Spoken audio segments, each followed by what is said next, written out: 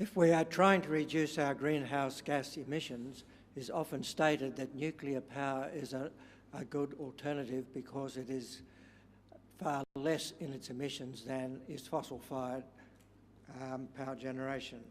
Does your party see nuclear energy as having a role in bringing Australia to zero emissions from the stationary energy sector?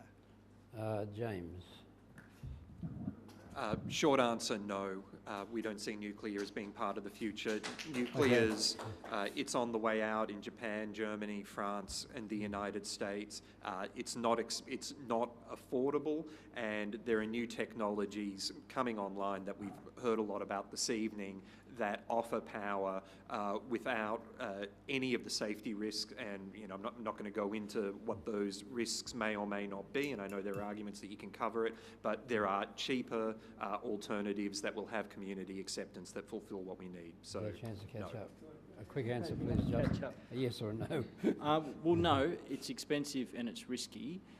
But I did want to just highlight, so you know, and I guess to put the Minister on the spot, but the Coalition Government has opened up uranium exploration in the last term of Parliament. So we're back here again having this debate about whether we should mine uranium. Yes, it's being sent off overseas, but we're just exporting that expensive, risky energy and potentially the threat that uranium is directed for other uses. So no, the Greens have always opposed nuclear power in Australia. Maybe Rob next, and then Mark has the last word. No, because we don't need it. And Mark? Well, no, because if you look at the life cycle of the nuclear plant, it's not zero emissions. And although the emissions are relatively low now, that depends on using high-grade uranium ore, and that's running out very quickly.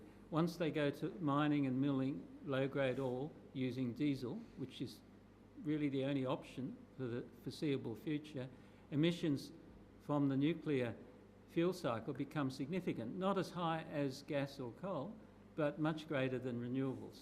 So even on that basis, it would be foolish to invest in nuclear because eventually the uranium fuel would require quite substantial carbon dioxide emissions.